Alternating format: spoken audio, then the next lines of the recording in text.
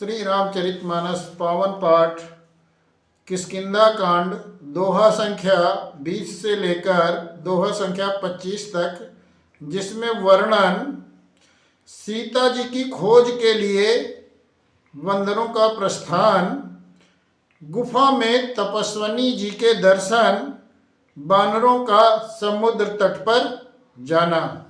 जय श्री राम। हरष चले सुग्रीव तब अंगदाद कपिसात, रामानुज आगे करी आए जहाँ रघुनाथ। तब अंगद आदि बानरों को साथ लेकर और श्री राम जी के छोटे भाई लक्ष्मण को आगे करके, अर्थात उनके पीछे पीछे सुग्रीव हर्षित होकर वहां चले और जहां रघुनाथ जी थे वहां पहुंच गए। नाई चरण सिर बिन कह कर जोरी, नाथ मोहि कछु नाहिन कोरी। अतिशय प्रबल देव सब माया, छूटई राम करऊ जो दाया। श्री रघुनाथ जी के चरणों में सिर नवाकर हाथ जोड़कर सुग्रीव ने कहा, हे नाथ, मुझे कुछ भी मेरा कोई भी दोष नहीं है। हे देव, आपकी माया अत्यंत ही प्रबल है। आप जब दया करते हैं हे राम, तभी यह छूटती है। विषय बस्त सुर नर मुनि स्वामी, मैं पामर पशु कपि अति कामी। नारी नयन सर जाई न लागा, घोर क्रोध तम निसि जो जागा। हे स्वामी, देवता मनुष्य और मुनि सभी विषयों के बस में हैं, फिर मैं तो पामर पशु और पशुओं में भी अत्यंत कामी बंदर हूं। स्त्री का नयन बाण जिसको नहीं लगा, वो जो भयंकर क्रोध रूपी अंधेरी रात में भी जागता रहता है, क्रोधांध नहीं होता। लोभ पास जय गर्न बंधाया, सो नर तुम समान रघुराया। यह गुण साधन ते नहीं होई, तुम्हारी कृपा पाव कोई कोई।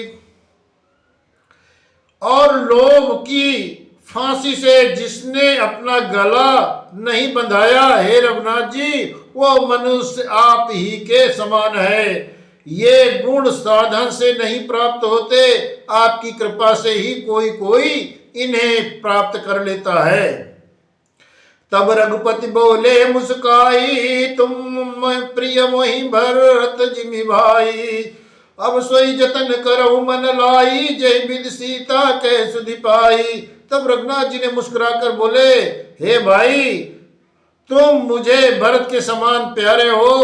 अब मन लगाकर वही उपाय करो जिससे सीता जी की कुछ खोज मिले, कुछ खबर मिले। यही विधोत बत कही आए बानर जूत, नाना भरन सकल दिशि देखिए किस भरूत। इस प्रकार बातचीत हो रही थी कि बानरों के झुंड आ गए। अनेकों रंगों के बानरों के दल सब दिशाओं में दिखाई देने लगे। बानर कटक उमा में देखा, सो मूरख जो करण चालेखा। आई राम पद ना वही माता, निरख बदन सब होई सनाता। शिव जी कहते हैं, हे उमा, बानरों की वो सेना मैंने देखी थी, उसकी जो गिनती करना चाहे वो महान मूर्ख है। सब वानर आकर श्री राम जी के चरणों में मस्तक नवाते और सौंदर्य माधुर्य निधि श्री मुख के दर्शन करके कृतार्थ हो जाते। अस कपि एक न सेना माही, राम कुशल जहि पूछी नाई। यह कछु नहीं प्रभु के अधिकाई, विश्व रूप व्यापक रघुराई।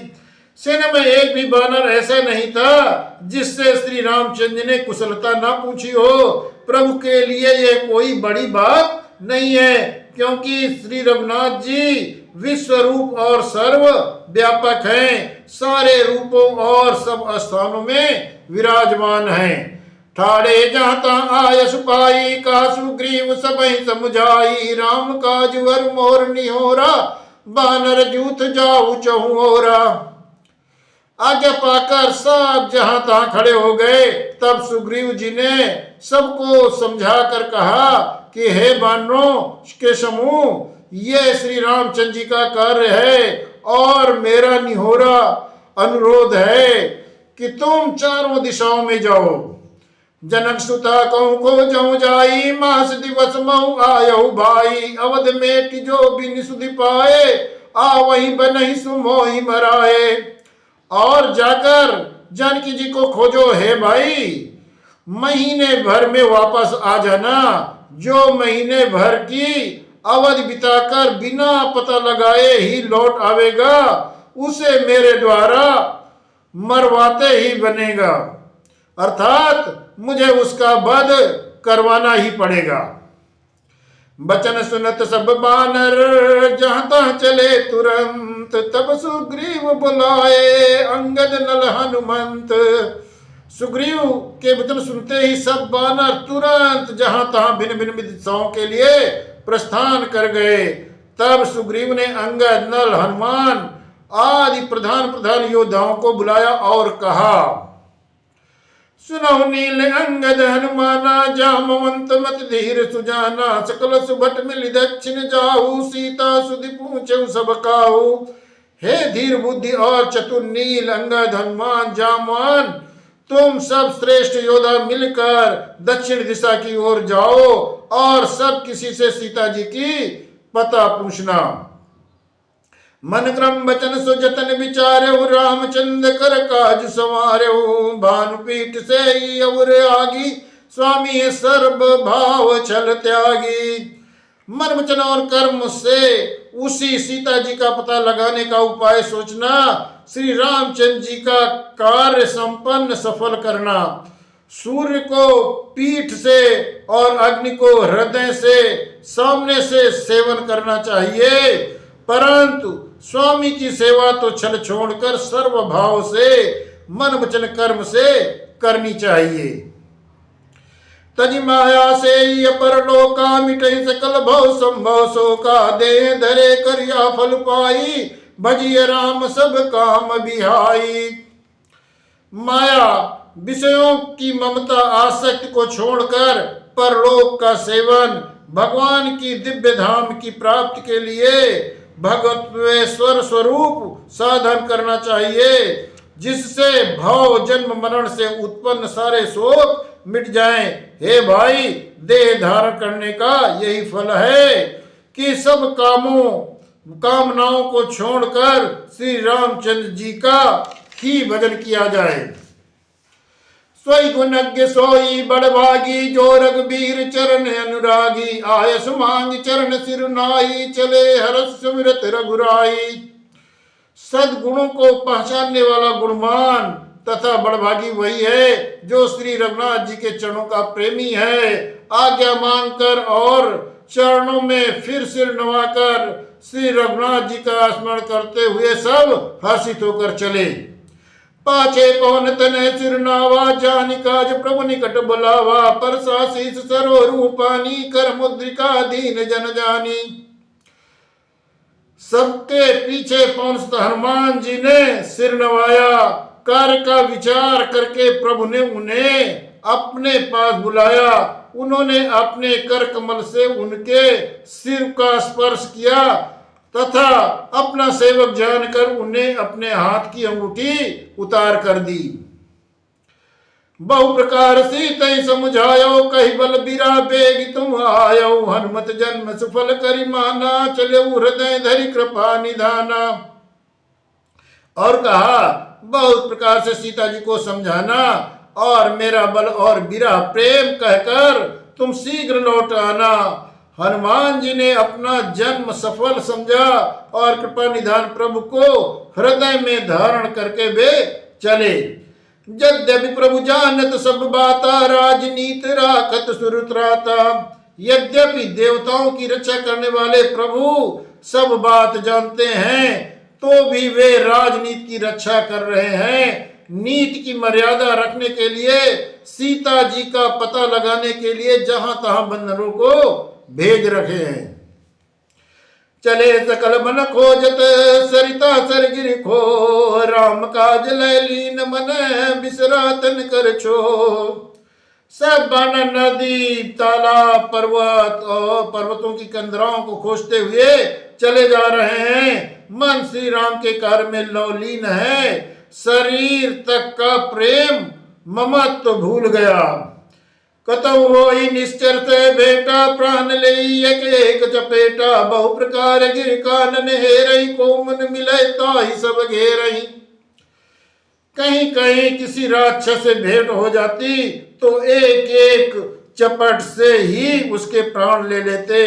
पर्वतों और वनों को बहुत प्रकार से खोज रहे हैं, कोई मिल जाता तो पता पूछने के लिए उसे सब घेर लेते। लागी तृषा अतिशय अकुलाने, मिलई न जल घन गहन भुलाने, मन अनुमान कीने अनुमाना, मरण चाहत सब बिनु जल पाना। इतने में ही सबको अत्यंत प्यास लगी, जिससे सब अत्यंत ही व्याकुल हो गए, किंतु जल कहीं नहीं मिला। घने जंगल में सब भुला गए। हनुमान जी ने मन में अनुमान किया कि जल पिए बिना सब लोगों का मरना ही है चाहते हैं। चढ़ गिर शिखर चौ दिशा देखा, भूम विपर्यक कौतुक पेका, चक्र बाक बक हंस उड़ाई, बहुतक खग प्रविशें तहि माही। उन्होंने पहाड़ की चोटी पर चढ़कर चारों ओर देखा तो पृथ्वी के अंदर एक गुफा में एक कौतुक आश्चर्य दिखाई दिया। उसके ऊपर चकवे बगुले और हंस उड़ रहे हैं और बहुत से पक्षी उसमें प्रवेश कर रहे हैं। गिरते उतरी पवन सुत आवा, सब कहूँ लय सोई बिबर देखावा, आगे कहे हनुमंत ही लीना, बैठे बिबर बिलम्बु न कीना। पवन सुत हनुमान जी पर्वत से उतर कर आए और सबको ले जाकर उन्होंने वो गुफा दिखलाई। सबने हनुमान जी को आगे कर दिया और वे उस गुफा में घुस गए। देर नहीं की।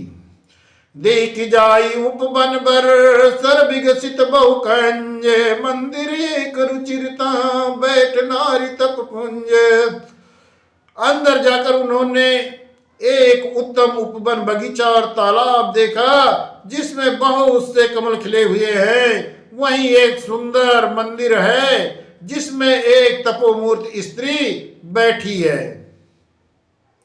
दूर ताई सबन सिरुनावा, पूछे निज वृत्तांत सुनावा, तई तब कहा करो जल पाना, खाओ सूरज सुंदर फल नाना।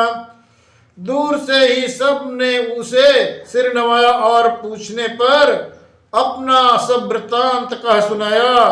तब उसने कहा जलपान करो और भांति भांति के रसीले सुंदर फल खाओ।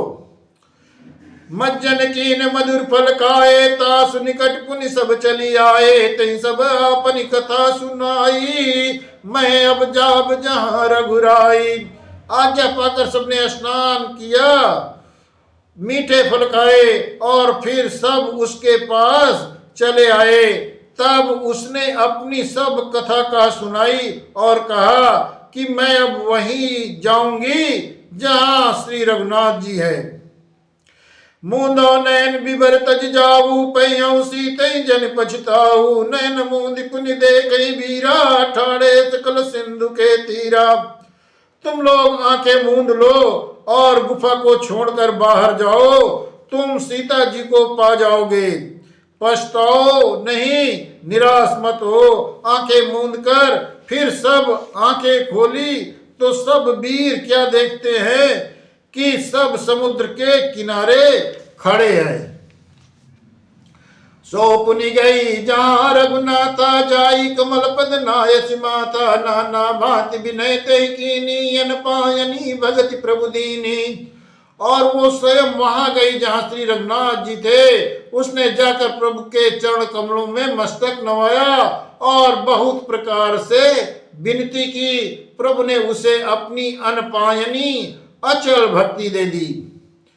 बदरी बन कहूं सो गई, प्रभु आज्ञा धरि शीस, सुर धरि राम चरण जुग, जय बंदत अजईस। प्रभु की आज्ञा सिर पर धारण करके और श्री राम जी के युगल चरणों को, जिनकी ब्रह्मा और महेश भी वंदना करते हैं, हृदय में धारण कर वो स्वयं प्रभा बद्री आश्रम को चली गई।